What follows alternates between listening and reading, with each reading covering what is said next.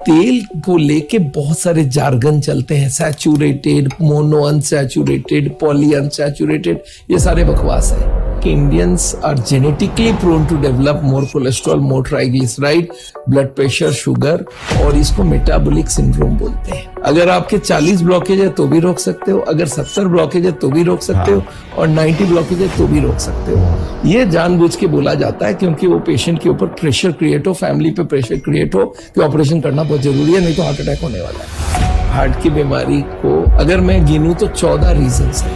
तेल से टेस्ट आता है, ये एकदम गलत बात है।